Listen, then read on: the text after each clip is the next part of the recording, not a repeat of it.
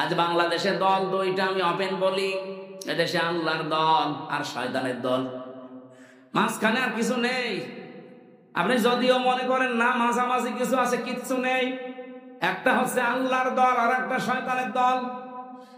ইসলাম যারা যে দেশে কায়েম করতে চায়, এক নম্বরে তারা আল্লাহর দল। ইসলামের বাইরে যারা অন্য আইনে দেশে কায়েম করতে চায়, বাংলায় বলছে তারা শয়তানের দল। সে যে নামে আসুক না কেন, যাদের উদ্দেশ্য এইটা যে আমরা মানুষের তৈরি করা আইন কায়েম করব, এটা শয়তানের দল। আর আপনি বিশ্বাস করতে পারেন শয়তানের দল জীবনেও সাকসেস হবে না। উলাইকা হিজবুশ শাইতান উলাইকা হুমুল খাসিরুন। শয়তানের দল এরা হচ্ছে ক্ষতিগ্রস্ত। উলাইকা হিজবুল্লাহ উলাইকা হুমুল মুফলিহুন। আল্লাহর দল যারা, এরা সফল কাম। জোরে বলেন সুবহানাল্লাহ। এজন্য এই দলে যারা আছেন নিজেদেরকে হীনমন্যতায় ভোগাবেন না, ছোট ভাববেন না। আল্লাহ পাক আপনাকে ভালোবেসেছেন, পছন্দ করেছেন, এজন্য আপনাকে দিয়ে তার একামতে দ্বীনের কাজ করাচ্ছেন। এটাকে আমি বানিয়ে বলছি। সূরা শুরার 13 নম্বর আয়াতের শেষের দিকে দেখেন, আল্লাহু ইয়াজতাবি ইলাইহি মাইয়াশা ওয়া ইয়াহদি ইলাইহি মাইয়ুনিব। আল্লাহ পাক বলেন, আমি আল্লাহ যাকে পছন্দ করি, যাকে নির্বাচিত করি, যাকে মনোনীত করি, কাকে করি? ওয়া ইয়াহদি ইলাইহি মাইয়ুনিব, যে লোকটা আমি আল্লাহর দিকে মন থেকে ফিরে আসতে চাই। সুতরাং এই দেশে এখন যে অবস্থা আরম্ভ হয়েছে, আপনি দ্বীনের দিকে যারা একামতে দ্বীন দেশে কায়েম করতে চায়, আল্লাহর দ্বীন, আপনি চোখ কান বুঝে চলে আসেন, একেবারে ফিরে আসেন জীবনের মতো আল্লাহর জন্য। দেখবেন আপনাকে আল্লাহ নির্বাচিত করে নেবে তার দ্বীন কায়েমের কর্মী হিসাবে। হ্যাঁ, কথা বলেন না? 18 কোটি মানুষ এই দেশে এখন। আজকে আমার মনে হয় 11 তারিখ, 1 তারিখের জরিপ পড়ছিলাম, বাংলাদেশে এখন প্রায় 7 কোটি 20 লাখ মানুষ চাচ্ছে দেশে আল্লাহর দ্বীন কায়েম হোক। বাকি এখনো যারা আসতে পারেন নাই, ফিরে আসেন। আপনিও যেন এই দলে সামিল হয়ে যে আল্লাহর মনোনীত, নির্বাচিত, পছন্দনীয় হতে পারেন। হ্যাঁ, এই কথা বললে কারা আসে না, রাগ করে, আল্লাহ তাও জানিয়েছেন আগের শব্দে, কাবর আলাল মুশরিকিনা মা তাদউহুম ইলাই। রব্বুল আলামিন বলেন, হে নবী, আপনি যেদিকে মানুষকে ডাকেন, এই কথাটা শুনলে সবচাইতে বেশি মন খারাপ করে, খারাপ লাগে, কষ্ট পায়, রাগ হয় মুশরিকদের। আউযু বিল্লাহি মিনাশ শাইতানির রাজিম।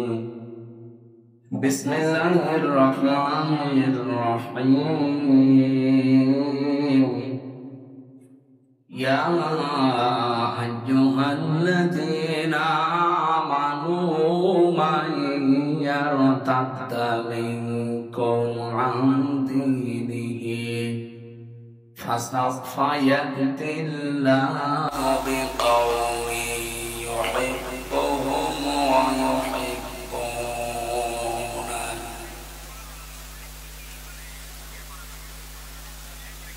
أذلة على المؤمنين أعزة على الكافرين يجاهدون في سبيل الله ولا يخافون لومة لائم ذلك فضل الله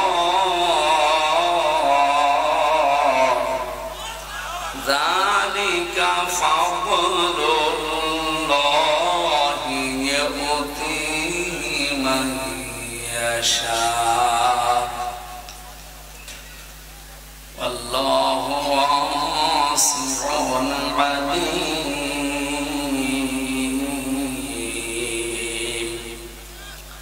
صدقت يا। আমার তো মনে হয় অন্য দলের লোক এই পদ পাওয়ার জন্য মারামারি করে মরে যায়। এটা পাবনায় না থাকলেও কুষ্টিয়ায় আছে। আরো বেশি, বিশেষ করে আটঘরিয়া আর ঈশ্বরদী। দেখেন কি হয়। এই জন্য আমরা এমপি পদপ্রার্থী না। লিকাইলা তাসাও আলা মা ফাতাকুম ওয়ালা তাফরাহু বিমা আতাকুম। কিছু পেলে আনন্দে আত্মহারা হয়ে যেও না, আবার কিছু হারিয়ে গেলে হায় হতাশ করো। আপনি এমপি কেন, এই বাংলাদেশের প্রধানমন্ত্রী না, সারা দুনিয়া দিয়ে দিলেও আমি যে হামজা আছি ওই হামজা।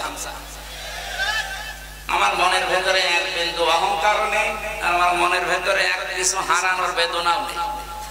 এই জন্য আমিরে জামাতের ঘোষণা বাংলাদেশে কেউ আজও দিতে পারেনি যে এই দল থেকে কেউ এমপি মন্ত্রী হলে তার 5 বছরে একটা টাকা বাড়বে না, আরো যা আছে কমে যাবে।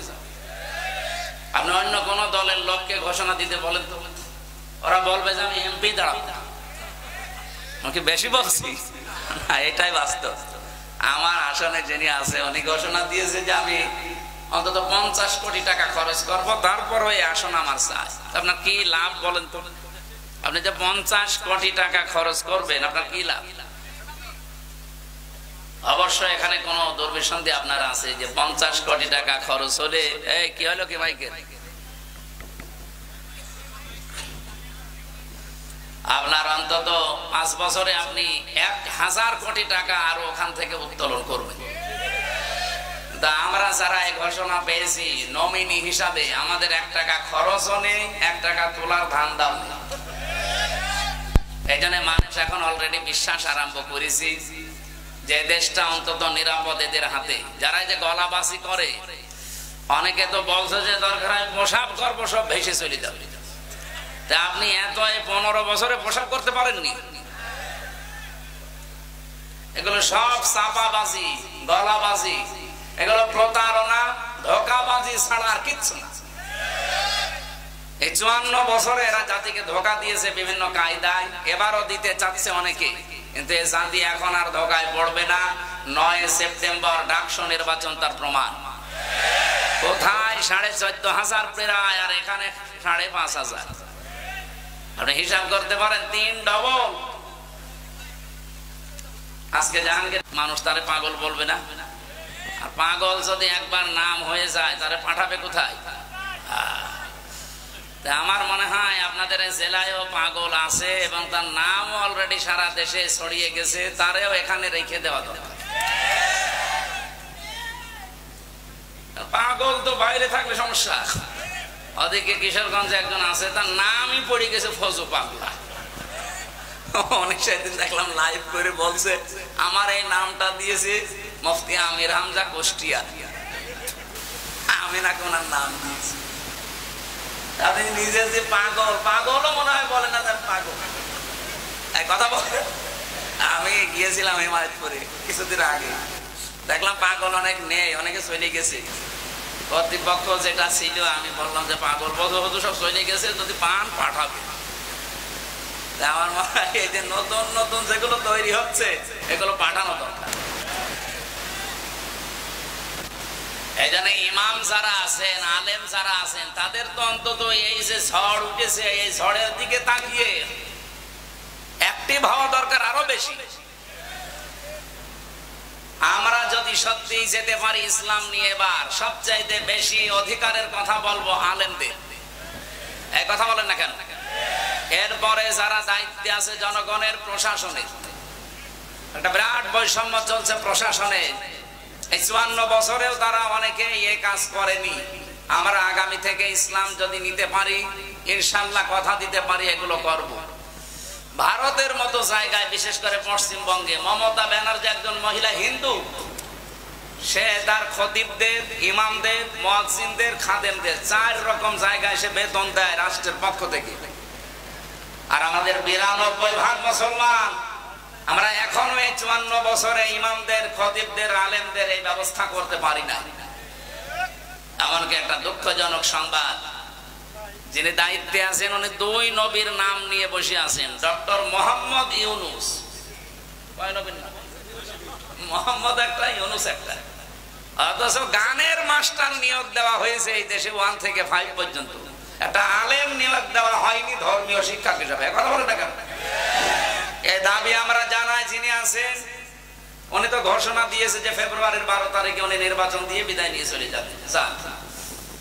কিন্তু এমন একটা কিছু করে যান আপনি যেন অমর হয়ে থাকতে পারেন। 92% মুসলমানের এই দেশে আমাদের সবার দাবি এইটা, আপনি অন্তত যাওয়ার আগে 1 থেকে 5 পর্যন্ত ধর্মীয় একজন শিক্ষক মাওলানা নিয়োগ দিয়ে যান। এ দাবি করেন না আপনারা? কারা কারা করেন দেখি? লিল্লাহে তাকবীর। দেখেন তো হাত তোলেনি কে? দেখেন, আলহামদুলিল্লাহ। এটা ওনার কান পর্যন্ত যদি নাও যায় আরো সে চলে গেছে। ইব্রাহিম আলাইহিস সালামের পক্ষে একটা ব্যাং থাকার কারণে তার প্রসাব পাক হয়ে গেছে। আমরা কোরআনের পক্ষে আছি আজকে, যে হাত তুললাম কিয়ামতের দিন এটা যেন নাজাতের কারণ হয়। সম্মানিত উপস্থিতি, ওনাকে আহ্বান জানাচ্ছি। দ্বিতীয় নম্বরে যেটা আমরা করতে চাই, আমাদের অন্তত মনে আছে আমরা 58 জন আলেম এই বাংলাদেশে জামাত ইসলামী থেকে নমিনেশন পেয়েছি, নমিনি 58 জন, বাকি অন্যান্য সাইডের আছে। তার ভেতরে আমরা এখানে 2 জন আছি। ওনারা আছে অধ্যাপক হিসাবে সেই কয়েকজন, তাদের ভেতরে আপনি বলেন এই 58 জন আলেম অন্তত যদি এবার কোরআন বুকে নিয়ে যেতে পারে, প্রশাসনে যারা আছেন তাদেরকে অভয় বাণী দিতে পারি যে বৈষম্যের শিকার আপনারা যে বাম হাতের ইনকাম করেন এটা শুধু আপনাদের দোষ না। আপনি যে বেতন পান আপনার উপরে ডিপেন্ডেন্ট হয়ে আছে আপনার মা বাবা, আপনার স্ত্রী, সন্তান, আরো অনেক আত্মীয় স্বজন। অনেকেই মনে করে যে প্রশাসনে যারা আছে এদের তো উল্টাপাল্টা ইনকাম আছে, সুতরাং বিভিন্ন চাহিদা তাদের উপরে থাকে। তাদের বেতনে যখন আর কোলায় না তখন তারা এদিক ওদিক টান দেয়। আমি কি বেশি বললাম? এইটা বন্ধ হওয়ার সম্ভব। আমি মালয়েশিয়া ছিলাম, আমি দেখেছি সেখানকার প্রশাসনের সাথে মিশে। এই এদিকে তাকান, ওনাদের যে 8 ঘন্টা ডিউটি, এরপরে সেই কয় ঘন্টা ওনারা ডিউটি করবে ওভারটাইম হিসাবে মাসের পর হিসাব করে বেতন দেওয়া লাগবে। এটা যদি করে 2 নম্বর, ওনারা যে ডিউটি পালন করার জন্য সে পাবনা সদর থেকে এই জায়গা প্রায় 12-13 কিলোমিটার, এখান থেকে এসেছে আবার যাবে। এটা কিন্তু রাষ্ট্রের কোনো টাকা দিয়ে তারা আসে না, ওদের নিজেদের পকেটের টাকা খরচ করে। এখানে যদি 5-6 ঘন্টা সন্ধ্যা করবে নিজের টাকায়, যাওয়া আসা তেল পড়বে নিজের টাকায়, এই টাকাটা পাবে কোথায়? ওই বেতন থেকে তখন তারা খরচ করা লাগে। এটা একটা জুলুম এবং একটা বৈষম্য। পৃথিবীতে 8 ঘন্টার উপরে ডিউটি করলে আপনাকে অবশ্যই ওভার টাইম হিসাবে টাকা দেওয়াই লাগবে, তাহলে সে বাম হাতের ইনকাম করবে না। প্রশাসনে যারা আছেন আগামীতে তারা এটা পাবেন যদি ইসলাম আসে। আর ইসলাম বাদ দিয়ে যদি অন্য কিছু আসে, যা আছেন হ্যাঁ আসবে, আপনার হয়তো 2 টাকার জায়গায় 4 টাকা, কিন্তু সব হবে অবৈধ। এই কথা বলছেন?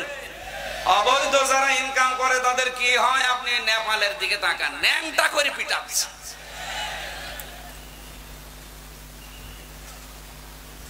সেদিন সিঙ্গাপুরে এক হোটেলে উঠেছিলাম, নিচে নেমে দেখি 2 জন বসে বসে চা খাচ্ছে।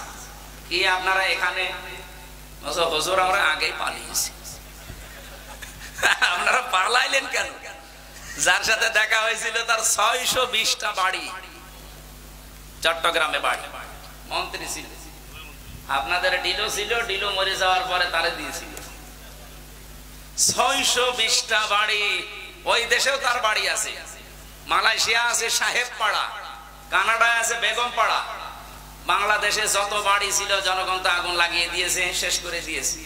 বাইরের দেশের বাড়িতেও থাকতে পারে না, তালা লাগানো, থাকে হোটেলে। আমি বললাম হোটেলে কেন, আপনি বাড়িতে থাকতে পারেন না? বলছে 20 লাখ বাঙালি আছে এই পাশের দেশে মালয়েশিয়া। যদি ওরা জানতে পারে বাইরে আমি ঘুরে বেড়াচ্ছি, পিটিয়ে ভক্ত বানিয়ে ফেলি। এই জন্য খুব চুরি করে আসে। হুজুর দোয়া করেন। দোয়া? আপনার তবে দোয়া আসবে? এই অবৈধ ইনকাম করে কি করলেন? এই যত টাকা পাচার করেছিলেন, এই টাকাগুলো পাচার না করে যদি দেশে আপনি কর্মসংস্থান তৈরি করে দিতেন, এই দেশের লক্ষ লক্ষ যুবকেরা এখনো বেকার, এবং বাইরে যে তারা দেখি রাস্তা ঝাড়ু দেয়, থালা বাসন মাঝে, রান্না করে, টয়লেট সাফ করে। বেতন সর্বোচ্চ কত বাংলাদেশের টাকায়? 22,000, 30,000, 40,000। আরে ভাই, বাংলাদেশে ওই টাকাগুলো তো যদি আপনি কর্মসংস্থান বানিয়ে দিতেন, এই দেশে মাসে 50,000 টাকা উপায় করা সম্ভব। এমনিতে তো আপনি থাকতে পারছেন না, এই কারণে আগামীতে আপনাদের এই বৈষম্য থাকবে না। প্রশাসনে যারা আছেন, এই জন্য আপনারা পক্ষপাতিত্ব না করে আশা করবো আপনারা ইসলামকে নিয়ে যাওয়ার জন্য সহযোগী হবেন। আমার কথা যদি ভুল হয় ধরিয়ে দেবে। এই বৈষম্য দূর করা দরকার না? এই 15.5 বছরে আমরা সবাই কম বেশি বৈষম্যের শিকার ছিলাম। আপনি তাকান, শুধুমাত্র ওই সিল বাদ দিয়ে ওই 14 দল, বাকি যারা আমরা ছিলাম এই দেশে সব কিন্তু কোনো না কোনো ভাবে বৈষম্যের শিকার ছিলাম। আপনি লেখাপড়া করবেন না, ফার্স্ট ক্লাস ফার্স্ট হওয়ার পরও আপনার চাকরি হবে না, পেছনে আপনার ওই যে, অথচ আমার চাইতে 10 নাম্বার সিরিয়ালে ওর শুধু মার কাটা থাকার কারণে চলে যাচ্ছে আমার উপরের চেয়ার। এইটা আগামী থেকে আর হবে না ইনশাআল্লাহ। সুতরাং যারা বিভিন্ন কারণে হয়তো এই আশঙ্কায় আছেন, যদি ইসলাম এবার না আসে, এত কাজ করে শেষে আমার ইমামতি হারাবো, আমার চাকরি যাবে, কোনো চিন্তা করবেন না ভাই। ওয়ালা তাহিনু ওয়ালা তাহসানু ওয়া আনতুমুল আ'লাউনা ইন কুনতুম মুমিনিন। এখানে কি কিছু হয়েছে? একটা ব্যাঙের জন্য এটা করছেন, একজন হাত চেপে ধরে, মাথা চেপে ধরে এমন একটা রওশন এরশাদের মতো মারতে।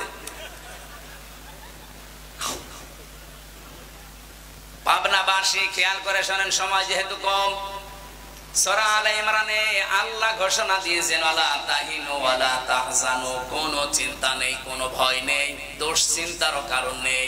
ওয়া আনতুমুল আ'লাউনা, শব্দ ছিল আনতুম আ'লাউনা, মাঝখানে আলিফ লাম দেওয়া আছে কেন? আমি আরবি গ্রামার পড়তে গিয়ে দেখেছি, মুবতাদা যদি নির্দিষ্ট হয়, মারিফা হয়, খবর হবে অনির্দিষ্ট নাকিরা। কিন্তু এখানে আল্লাহ খবরের আগে আলিফ লাম দিয়ে এইটাও মারিফা বানিয়ে দিয়েছেন। খবর যদি কোনো সময় মারিফা হয়ে যায়, ইফিদুল হাসরা, হাসরের ফায়দা দেয়, বাংলা অর্থ দাঁড়ায় হবে। আল্লাহ পাক বলেন তোমরা বিজয়ী হবে না, হবে। শেষে হর্ষাই আছে, একটা শর্ত শুধু দিলাম, ইন কুনতুম মুমিনিন, যদি মুমিন হতে পারো। সুতরাং এবার আমরা এই দেশে দেখতে পাচ্ছি, মুমিন যেভাবে তাদের ঈমানকে সংরক্ষণ করার জন্য তাদের ওয়াদাকে ঠিক মতো জায়গায় দেওয়া আরম্ভ করেছে, এভাবে যদি অব্যাহত থাকে, এই দেশে ইসলাম ছাড়া কেউ সংসদে যাবে না। আমাদের উচিত শুধু ঈমানদার হওয়া। বলেন তো বিজয় দেওয়ার মালিককে? আরো জোরে বলেন। ঈমানদার হওয়ার মালিককে? বলছে আল্লাহ। আল্লাহ ঈমানদার হবে? আল্লাহ তো ঈমানদার আছে, আল্লাহর নামই মুমিন। ঈমানদার হওয়ার মালিক আল্লাহ না, ঈমানদার হওয়ার মালিক আমরা। আমরা যদি নির্ভেজাল ঈমান আনতে পারি, মাস্ট বি, এখানে যারা এখনো দোদুল্যমান অবস্থায় আছেন, অমিনান নাসি অমাই ইয়াকফুর বিল ঈমানি ফাকাদ ইসতামসাকা বিল উরওয়াতিল উসকা লা ইনফিসামা লাহা আল্লাহু সামিউন আলীম ফামান ইয়াকফুর বিত-তাগুতি ওয়া ইউমিন বিল্লাহ। বাংলাদেশের এই পজিশনে আয়াতটা এখন খুব দরকার। অনেক মানুষ এখনো দোদুল্যমান অবস্থায় আছেন, ঈমানও এনেছেন, কুফরি কাজও করেন। তাদের বলছি, আপনি যদি সত্যি ঈমান আনতে চান, পয়লা নাম্বারে আপনাকে তাগুত ছেড়ে দেওয়া লাগবে। আজ বাংলাদেশে দল দুইটা, আমি ওপেন বলি, এদেশে আল্লাহর দল আর শয়তানের দল, মাঝখানে আর কিছু নেই। আপনি যদিও মনে করেন না মাঝামাঝি কিছু আছে, কিচ্ছু নেই। একটা হচ্ছে আল্লাহর দল আর একটা শয়তানের দল। ইসলাম যারা এই দেশে কায়েম করতে চায়, এক নম্বরে তারা আল্লাহর দল। ইসলামের বাইরে যারা অন্য আইনে দেশে কায়েম করতে চায়, বাংলায় বলছি তারা শয়তানের দল। সে যে নামে আসুক না কেন, যাদের উদ্দেশ্য এইটা যে আমরা মানুষের তৈরি করা আইন কায়েম করব, এটা শয়তানের দল। আর আপনি বিশ্বাস করতে পারেন শয়তানের দল জীবনেও সাকসেস হবে না। উলাইকা হিজবুশ শাইতান উলাইকা হুমুল খাসিরুন। শয়তানের দল এরা হচ্ছে ক্ষতিগ্রস্ত। উলাইকা হিজবুল্লাহ ওয়া উলাইকা হুমুল মুফলিহুন। আল্লাহর দল যারা এরা সফল কাম। জোর বলেন সুবহানাল্লাহ। এজন্য এই দলে যারা আছেন নিজেদেরকে হীনমন্যতায় ভোগাবেন না, ছোট ভাববেন না। আল্লাহ পাক আপনাকে ভালোবেসেছেন, পছন্দ করেছেন, এজন্য আপনাকে দিয়ে তার একামতে দ্বীনের কাজ করাচ্ছেন। এটাকে আমি বানিয়ে বলছি। সূরা সূরার 13 নম্বর আয়াতের শেষের দিকে দেখেন, আল্লাহু ইয়াজতাবি ইলাইহি মাইয়াশা ওয়া ইয়াহদি ইলাইহি মাইয়ুনিব। আল্লাহ পাক বলেন, আমি আল্লাহ যাকে পছন্দ করি, যাকে নির্বাচিত করি, যাকে মনোনীত করি। কাকে করি? ওয়া ইয়াহদি ইলাইহি মাইয়ুনিব, যে লোকটা আমি আল্লাহর দিকে মন থেকে ফিরে আসতে চাই। সুতরাং এই দেশে এখন যে অবস্থা আরম্ভ হয়েছে, আপনি দিনের দিকে যারা একামতে দিন দেশে কায়েম করতে চায়, আল্লাহর দিন, আপনি চোখ কান বুঝে চলে আসেন, একেবারে ফিরে আসেন জীবনের মতো আল্লাহর জন্য। দেখবেন আপনাকে আল্লাহ নির্বাচিত করে নেবে তার দিন কায়েমের কর্মী হিসাবে। এক কথা বলেন না কেন? 18 কোটি মানুষ এই দেশে এখন। আজকে আমার মনে হয় 11 তারিখ, 1 তারিখের জরিপ পড়ছিলাম, বাংলাদেশে এখন প্রায় 7 কোটি 20 লাখ মানুষ চাচ্ছে দেশে আল্লাহর দিন কায়েম হোক। বাকি এখনো যারা আসতে পারেন নাই, ফিরে আসেন। আপনিও যেন এই দলে শামিল হয়ে যে আল্লাহর মনোনীত, নির্বাচিত, পছন্দনীয় হতে পারেন। হ্যাঁ, এই কথা বললে কারা আসে না, রাগ করে, আল্লাহ তাও জানিয়েছেন আগের শব্দে, কাবরা আলাল মুশরিকিনা মা তাদউহুম ইলাইহি। রব্বুল আলামিন বলেন, হে নবী, আপনি যেদিকে মানুষকে ডাকেন, এই কথাটা শুনলে সবচাইতে বেশি মন খারাপ করে, খারাপ লাগে, কষ্ট পায়, রাগ হয় মুশরিকদের। যারা এদিকে আজ বাংলাদেশে মানুষকে ডাকে দিন কায়েম করার জন্য, খেদমতে দিন না, একামতে দিন। আমি আবার বলছি, এই বাংলাদেশে 2টা পদ্ধতি চলছে, একটা খেদমতে দিন আর একটা একামতে দিন। আল্লাহ পাক এখানে আগের শব্দে দিয়েছেন আনাকিমুদ্দিন ওয়ালা তাতাফাররাকু ফি। দিন কায়েম করার বিষয়ে কোনো মতপার্থক্য করবা না। এই আয়াতগুলোর সারমর্ম আমি এটা পেয়েছি, একামতে দিন যারা কায়েম করতে চায়, এই কথাগুলো শুনলে সবচাইতে বেশি মন খারাপ হয়, খারাপ লাগে, রাগ করবে মুশরিকরা। সুতরাং আমরা দিন কায়েমের কথা বললে যাদের রাগ হয়, তারা যেন বিশ্বাস করে তাদের জান্নাত, তাদের দ্বারা কোনো না কোনো ভাবে শিরিক হচ্ছে, আর শিরিক হলে লোকটা মুশরিক। এই কথা বলেন না কেন? বাংলাদেশে বহু ইমাম সাহেবকে আমি দেখেছি, তারা একামতে দিন বাদ দিয়ে শুধু খেদমতে দিন নিয়ে আসেন। আরে ভাই, খেদমতে দিন তো মাস্ট বি করাই লাগবে। একামতে দিনের কথা বললে আপনারও যদি রাগ হয়, আপনি ইমাম, তাতে কি আপনি বিশ্বাস করতে পারেন আপনার ভেতরে শিরিক আছে? কারণ কাবরা আলাল মুশরিকিন মা তাদউহুম ইলাইহি। হে নবী, আপনি যেদিকে মানুষকে ডাকেন একামতে দিনের জন্য, দিন কায়েমের জন্য, এটা তো শুনলে মন খারাপ হবে, রাগ হবে মুশরিকদের। আপনি কি মুশরিক? আমি তো আমার বাবার বিধান কায়েম করার জন্য আপনাকে বলি না, আমার দাদার বিধান কায়েমের জন্য আপনাকে বলি না। আমার এই 33 বছর বয়সের ভেতরে আজ প্রায় 10 বছর আমি কোরআন দিয়ে মানুষকে ডাকি। আমার প্রতিটা ডাকের সারমর্ম এই যে আসেন আল্লাহর বিধান কায়েম করি। আর এটা শুনলে যাদের রাগ হয়, যারা এটাকে রাজনীতি মনে করে, আপনাদের পাশের থানা ঈশ্বরদী, আজকে 11 তারিখ 9 তারিখ আমার অনুষ্ঠান ছিল ওই থানার ভেতরে। একজন বলেছে, না, উনি আসলেই শুধু রাজনৈতিক কথা বলে না, কি যেন আল্লাহর এক নবীর নামে নাম তার,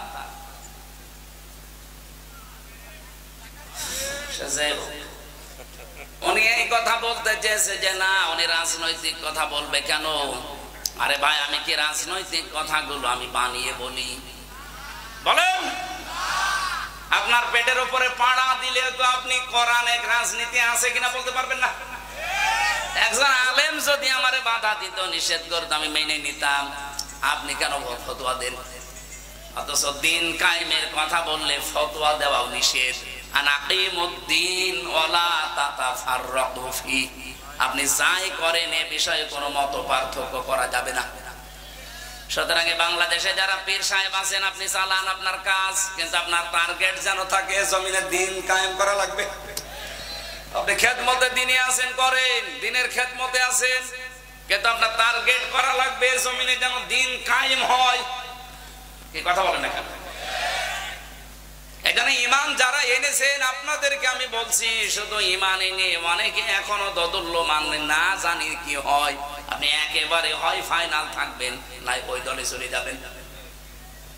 আমি তো ওপেন ঘোষণা দিয়েছি আমার বংশে যে ইসলাম এবং অন ইসলাম চলছে এই দেশে এখন, হয় আপনি ইসলামের পক্ষে থাকবেন নাই অন ইসলামের পক্ষে থাকবেন। ওই দোদুল্যমান অবস্থায় কিন্তু যদি ইসলাম আসে তখন আপনি বিপদে পড়ে গেলে আমারে পাবেন না। এক কথা বলেন না কেন?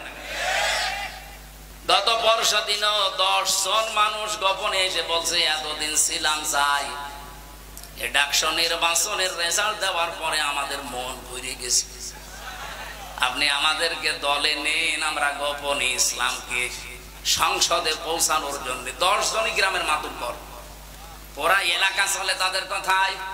আমি বললাম আপনাদেরকে কালেমা পড়ানো লাগবে? বলছে কালেমা জানি। কালেমা ওদের মুখস্থ আছে, কিন্তু তাগুত ছেড়ে কালেমা পড়ে না। ওই দিন তাগুত ছেড়ে দিয়ে কালেমা পড়ালাম। আল্লাহর ঘোষণা এটা ছিল ফামাই ইয়াকফুর বিত-তাগুত ওয়া ইউমিন বিল্লাহ।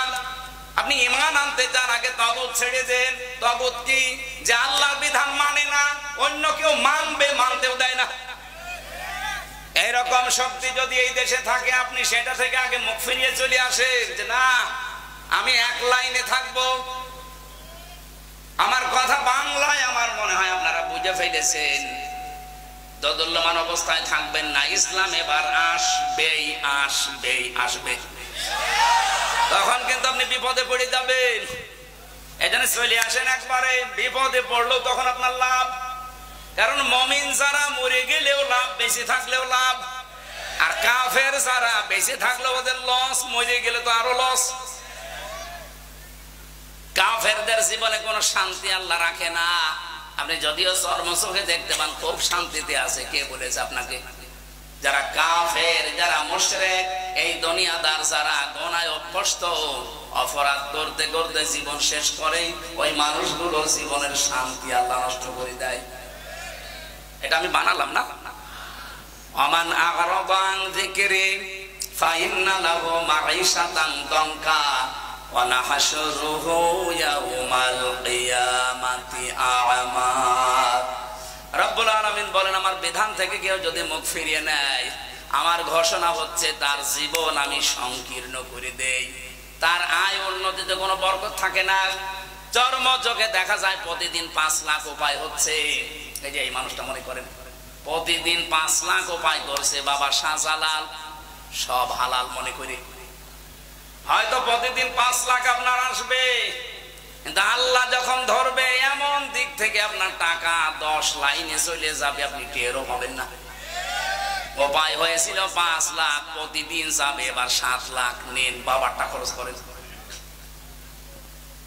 এমনকি দুনিয়ার আফসোসই শেষ না। ওয়া নাহশুরুহু ইয়াওমাল কিয়ামাতি আ'মা। এটা আর ভয়ঙ্কর। কিয়ামতের দিন যখন উঠবেন আপনার চোখ থাকবে না।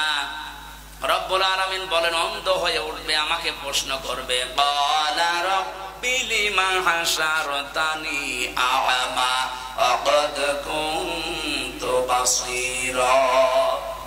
হে আল্লাহ, আমার তো চোখ ছিল, আজকে আমারে অন্ধ করে তুললে কেন? আমার চোখ ভালো করে দাও, আমি আদম নবীকে দেখবো।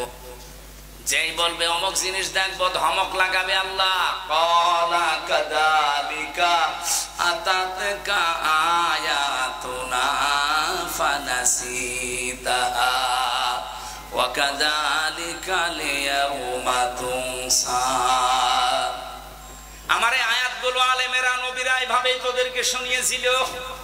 আমার বিধানের কথাগুলো শোনার পরে না শোনার ভান করেছিলি, বোঝার পরে না বোঝার ভান করেছিলি, যেভাবে ভুলে গিয়েছিলি, আমি আজকেই কঠিন দিনে তোরে ভুলে গেলাম। তুই যে আমার বান্দা ছিলি, তুই যে আমার বান্দি ছিলি, কোনদিন আমার কুদরতের জবানে তোর নাম আর উচ্চারণ করব না। অভাবনাবাসী ময়দানে মাশারে কঠিন অবস্থায় যদি আল্লাহ আপনার নাম আর উচ্চারণ না করে বলে যে ওর আমি চিনি না, ও আমার বান্দা না, ও আমার বান্দি না, আমার মুখ দিয়ে কোনোদিন এই আমির হামজা নামটা আমি আর বলবো না, বলেন তো তার মতো কপাল পোড়া আর কেউ আছে? এখানে ফিরে আসেন আপনি অ্যাক্টিভ ভাবে। আমার হাতের তেলাওয়াত কিন্তু আয়াত ওই রকম। সূরা মায়েদার 54 নাম্বার আয়াতটা পড়েছি আমি। এমন কিছু মেসেজ আয়াতের ভেতরে বাংলাদেশ সম্পর্কে আমার মনে হচ্ছে আছে। আয়াতের ব্যাখ্যা বিশ্লেষণ পড়ার পরে আমার মনে হয় যে এই মাত্র আল্লাহ এই দেশ দেখে নাজিল করলো। আপনি একটু অ্যাক্টিভ ভাবে শুনবেন, অবশ্যই কিছু পাবেন এখান থেকে। যেহেতু সিরাত মাহফিল লিখেছেন, বাংলাদেশে বেশিরভাগ মিলাদ মাহফিল হয়, সিরাত মাহফিল কম হয়। অথচ মানুষ যদি ওই মিলাদ থেকেও শিক্ষাটা নিতে পারতো